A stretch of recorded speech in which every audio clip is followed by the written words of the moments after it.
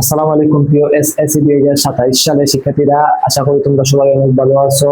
আজ আমি তোমাদের সাথে তোমাদের গণিত বইয়ের সূচক লগারিদমের ক্লাস নিয়ে হাজির হলাম। তো আমরা গত ক্লাস পর্যন্ত 4.1 এর 16 নম্বর পর্যন্ত অঙ্ক পর্যন্ত সমাধান করেছিলাম। তো আজ আমরা ধারাবাহিকভাবে 17 থেকে বাকি অঙ্কগুলো সমাধান করব। তো এখানে 17 থেকে 18, 19, 20 এই চারটা অঙ্ক তোমাদের নরমালি সমাধান করতে বলছে এবং 21, 22 তোমাদের দুইটা সৃজনশীল আছে। তো এই দুইটা সৃজনশীল একটা ক্লাস আমরা শেষ করে দিব ইনশাআল্লাহ। তো আজকে আমরা জাস্ট ছোট্ট একটা ভিডিও করব যেখানে তোমাদের অঙ্ক 17, 18, 19, 20 চারটা অঙ্ক আমরা আজকে সমাধান করে ক্লাসটা শেষ করব। তো 17 নম্বর অঙ্কটা আমরা সমাধান করব। তো 17 নম্বর অঙ্কে সমাধান করার জন্য বলছে, যার কারণে এখানে কোনো left hand side right hand side আসবে না। তো 4.1 এর 17 নম্বর অঙ্কটা আমরা সমাধান করব। তো 17 নম্বর অঙ্কে কি বলা আছে যে x4 two the power x is equal two 8। তো এটা সমাধান করতে আমরা বা লিখবো।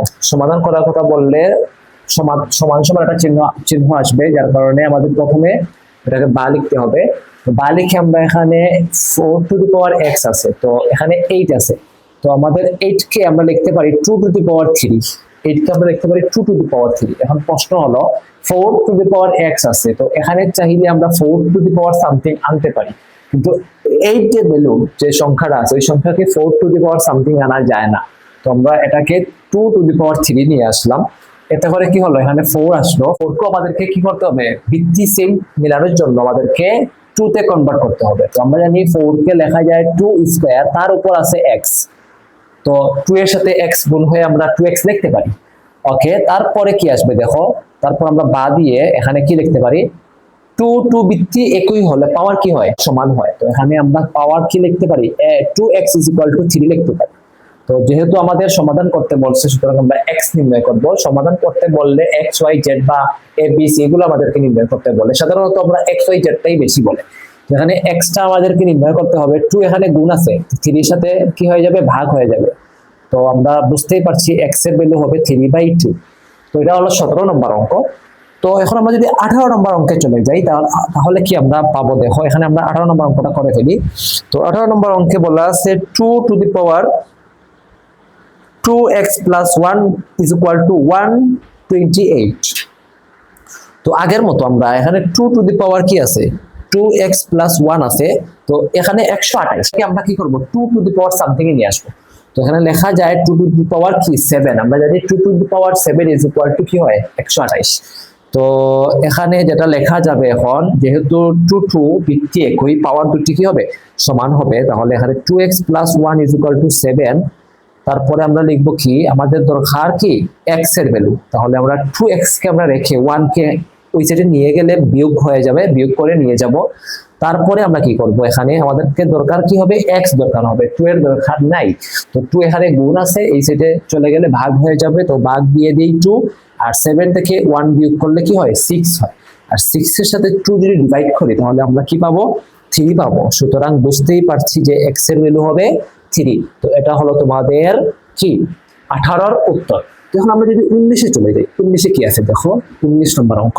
19 নম্বর অঙ্কে কি আছে, 19 নম্বর অঙ্কে আছে √3 two the power x plus 1, তার সাথে কি সমান আছে √3, তার ভেতর 3 টু দি পাওয়ার কি আছে 2x মাইনাস 1 আছে।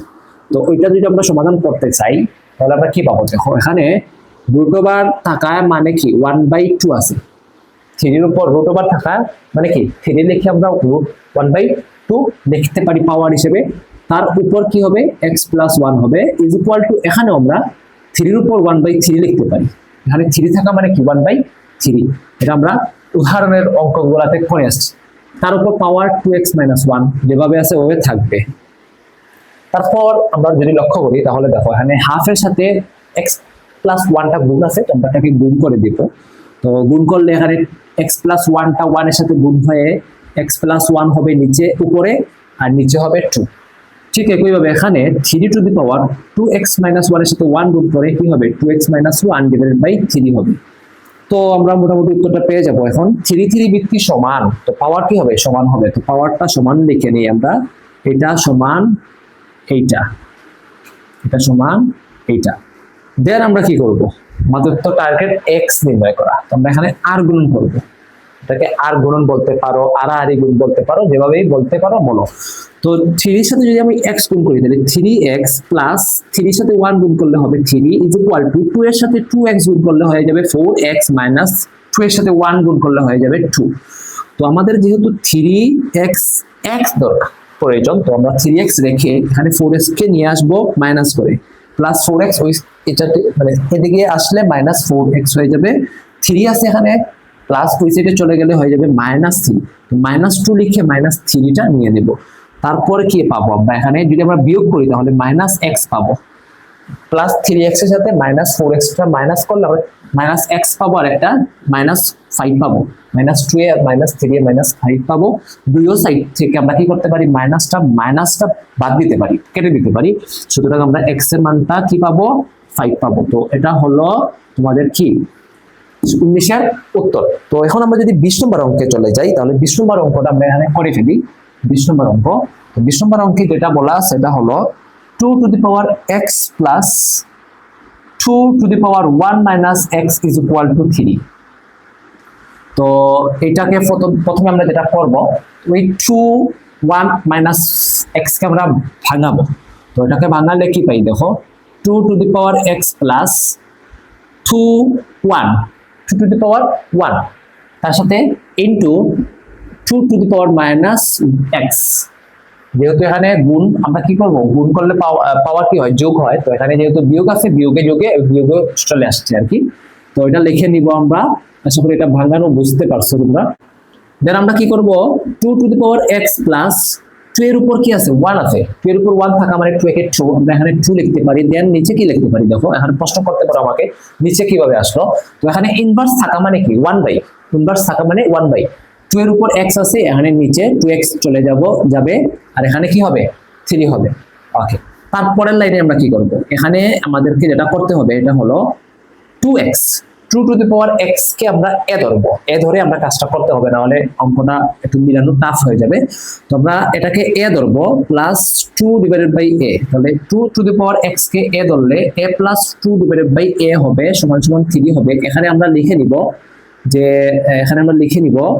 যে 2 to the power x is equal two a ধরে, এই লাইনটা লিখে নিলে ভালো হয়, এটা লিখে নিব।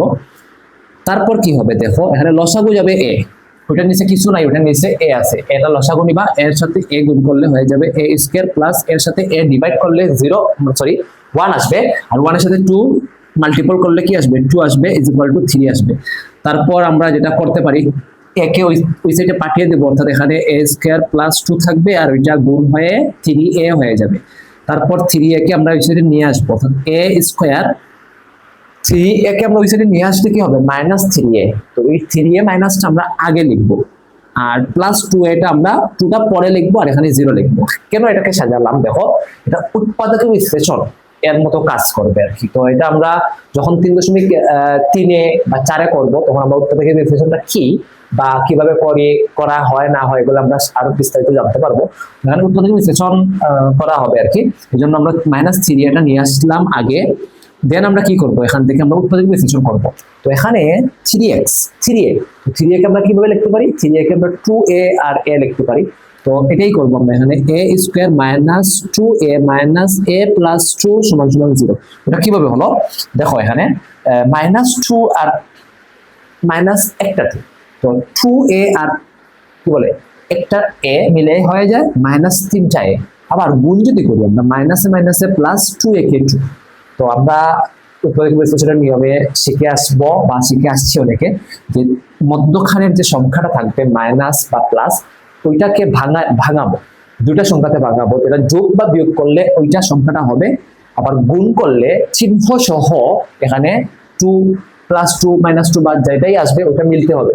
তো এই জায়গা থেকে আমরা এখানে মাইনাস 2a মাইনাস a লিখলাম, মাইনাস 3a হয়ে গেল, আর মাইনাসে মাইনাসে প্লাস 2a কে 2 হয়ে গেল, সব দিকে মিলে গেল। তো আমরা এইভাবে সাজাবো। তারপরে আমরা যেটা লিখবো a কমন নিব, এই দুইটা থেকে আমরা কি কমন নিব, এই দুইটা থেকে আমরা a কমন নিব। তো a কমন নিলে থাকবে কি, a মাইনাস 2, a দুইটা ছিল, একটা কমন নিছি, একটা থাকবে মাইনাস, a কমন নিছি 2 থাকবে, এখানে মাইনাস লিখে 1 লিখবে। এখন প্রশ্ন 1 কেন, এখানে এ আর এখানে টু, দুইটা দুই ধরনের থাকলে আমাদেরকে ওয়ান একটা সাধারণ পদ কমন নিতে হয়। তো আমরা এখানে ওয়ান কমন নিয়ে এখানে এ লিখবো, দেন এখানে মাইনাস থাকার কারণে ওই প্লাসটা মাইনাস হয়ে টু হয়ে গেল সমান সমান 0। তো তারপরের লাইনে কি আসবে দেখো, এখানে a মাইনাস টু দুইটা আছে, a মাইনাস টু দুইটা আছে, আমরা একটা কমন নিলে আমরা এখানে পাবো কি a মাইনাস ওয়ান সমান সমান 0। তো এইভাবে আমরা এটা সমাধান করতে পারি। তো এখন কি লিখতে পারি আমরা, হয় a minus two is equal to 0 হবে, অথবা a minus one is equal to 0 হবে। এভাবে আমরা দুটা লিখে আমরা এর মানটা বসিয়ে দিলেই আমরা উত্তরটা পেয়ে যাব। তো আমরা এখানে কি লিখবো, যে এইটা সমান 0, অর্থাৎ এখানে লিখবো a minus two is equal to 0। এখানে এরকম টান দিতে পারি, অথবা লিখতে পারি a minus one is equal to 0 লিখতে পারি। তারপর কি আসবে দেখো, এর ভ্যালু কত, 2 টু দি পাওয়ার x। তো এখানে আমরা 2 to the power x is equal two, আমরা এই 2টাকে ওই সাইডে পাঠিয়ে দেব, প্লাস মাইনাস আছে ওই সাইডে গেলে কি হয়, প্লাস হয়। তো আমরা উত্তর পেয়ে যাব। এখন দেখো 2 বৃত্তি একই হলে পাওয়ার দুটা সমান। তো এখানে x হলো পাওয়ার এটার, আর ওইটার পাওয়ার হলো মনে মনে কি আছে, 1 আছে। x এর মান কি হলো, 1 হলো। ঠিক এখানে যদি আমরা করতে যাই তাহলে আমরা 2 to the power x minus 1 is equal two, এটাকে একটা কাজ করি, আমরা 2 টু দি পাওয়ার x লিখি, এর জায়গা মাইনাস 1 পাঠিয়ে দিলে আমরা প্লাস 1 পাবো। তারপর এখানে 2 টু দি পাওয়ার x আছে, তো আমাকে এখানেও 2 টু দি পাওয়ার সামথিং আনতে হবে। তো আমরা এখানে 2 টু দি পাওয়ার সামথিং আনার চেষ্টা করি। আমরা জানি কি 2 টু দি পাওয়ার 0 থাকলে কি হয়, 1 হয়। তো এখানে 1 এর পরিবর্তে আমরা 2 টু দি পাওয়ার 0 লিখতে পারি। তো 0 লিখলে আমাদের উত্তরটা আমরা পেয়ে যাব যে x এর ভ্যালু হবে 0। কিভাবে, বৃত্তি সেম হলে পাওয়ার দুটা সমান হয়, সুতরাং x ইজ ইকুয়াল টু 0 হবে। তো আমরা উত্তর পেয়ে গেলাম যে x এর ভ্যালু অর্থাৎ x এর মান কি হতে পারে, 1 অথবা কি হতে পারে, 0 হতে পারে। তো আমরা অ্যানসার হিসেবে x ইজ ইকুয়াল টু 1 অথবা 0 লিখতে পারি, অথবা আমরা x ইজ ইকুয়াল টু 0, 1 লিখতে পারি। এটা উত্তর রেখে দিলে আমাদের উত্তরটা হয়ে যাবে। আমরা যেকোনো একটা লিখবো, হয় এটা লিখবো, তবে এটা লেখাটাই বেস্ট হবে। আমাদের বইয়ে হয়তো দেখবা তোমরা যে 0, 1 এটাই উত্তর হিসেবে লেখা আছে। তো এই হলো তোমাদের টোটাল কি 17, 18, 19, 20 এই 4টা অঙ্কের সমাধান। তো আশা করি তোমরা বুঝতে পারছো। যদি কোনো সমস্যা থাকে বুঝতে, তাহলে আমাকে জানাবা, কমেন্ট বক্সে আমাকে জানাবা, আমি তোমাদেরকে নেক্সট ক্লাসে ওইটা সলভ করে দিতে পারবো, সমস্যা নাই। আমাদের আগামী ক্লাস দেখার আমন্ত্রণ জানিয়ে আজকে এতটুকু। আগামী ক্লাসে দেখা হবে, সেই পর্যন্ত তোমরা সবাই ভালো থাকবা। আসসালামু আলাইকুম।